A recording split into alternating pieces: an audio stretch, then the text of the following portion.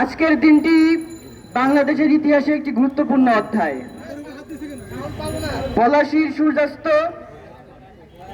সিপাহী বিপ্লবের ব্যর্থ অভ্যুদয় এবং সবশেষ 47-এ ব্রিটিশ কলোনি থেকে মুক্তির যে সূর্য উদিত হয়েছিল এবং 71-এ স্বাধীনতা যুদ্ধের মাধ্যমে পাক স্বৈরাচার থেকে আমরা মুক্ত হয়েছিলাম এবং স্বাধীন একটি বাংলাদেশ আমরা পেয়েছি, স্বাধীন একটি পতাকা আমরা পেয়েছি।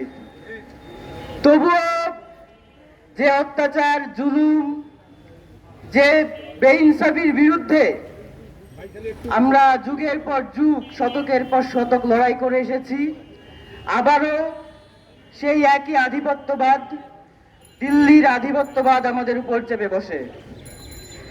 দিল্লি আধিপত্যবাদের চাপিয়ে দেওয়া দীর্ঘ 17 বছরের খুনি হাসিনার শাসনামল থেকে এই জুলাইয়ে আমরা 36শে জুলাই যে গণ অভ্যুত্থানের মাধ্যমে বিজয় অর্জন করেছি, তা আমাদের ইতিহাসে একটি অবিস্মরণীয় অধ্যায়। কিন্তু আমি এই যে এত পেছনের গল্প, পেছনের ইতিহাস বলার কারণ হচ্ছে আমাদের প্রত্যেকটা যুদ্ধ, আমাদের প্রত্যেকটা লড়াই আসলে উহুদের যুদ্ধের মতো হয়ে গেছে। বিজয় পরিপূর্ণ না করে, বিজয় চূড়ান্ত না করে, নিশ্চিত না করে আমরা আমাদের বিজয়ের আনন্দে আত্মভোলা হয়েছি। আমরা বিজয়ের আনন্দে কার ক্রেডিট কতটুকু, কার সম্পদের ভাগ কতটুকু, তা কাড়াকাড়ি নিয়ে ব্যস্ত হয়েছি, যার ফলে আমাদের 47 ব্যর্থ হয়েছে, 71 ব্যর্থ হয়েছে এবং জুলাইও ব্যর্থতায় পর্যবসিত হওয়ার দিকে। হাদি ভাই ঠিক এই জায়গাটাতে হাত দিয়েছিলেন।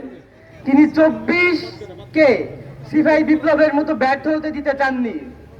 তিনি বুঝতে পেরেছিলেন এই লড়াইটা এত অল্প সময়ের জন্য ছিল না, এই জুলাই অনেক দীর্ঘ, এই লড়াই অনেক দীর্ঘ এবং এর দিকগুলো অনেক। তিনি এই বিষয়গুলো বুঝতে পেরে সেই চূড়ান্ত বিজয় অর্জনের জন্য যে পদক্ষেপগুলো নেওয়া প্রয়োজন তিনি নিয়েছিলেন এবং তিনি লড়াইটা জারি রেখেছিলেন।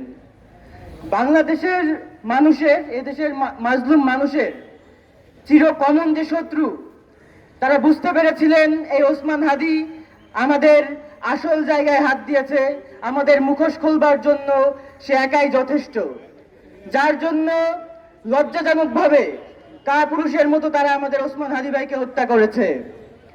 কিন্তু আমাদের ব্যর্থতার জায়গা হলো আমরা এখনো আমাদের বাংলাদেশের মাটিতে বাংলাদেশের আজাদি, ওসমান হাদি ভাইয়ের বিচারটা এখনো পর্যন্ত আমরা করতে পারলাম না। আমি একটা কথাই বলতে চাই, হাদি ভাই যে লড়াই জারি রেখেছিলেন, সেই লড়াই আমাদের জুলাইয়ের যে লড়াইটা শুরু হয়েছিল, আমি বলছি জুলাইটা কিন্তু শেষ না। 24শে জুলাই আমাদের আজাদির, আমাদের লড়াইয়ের আন্দোলনের একটা ট্রিজার মাত্র। আমরা এটিকে সামনের দিকে এগিয়ে নিয়ে যাব। আমাদের লড়াই দীর্ঘ হতে চলেছে, আমাদের সময় কম কিন্তু কাজ অনেক। ইনকিলাব জিন্দাবাদ।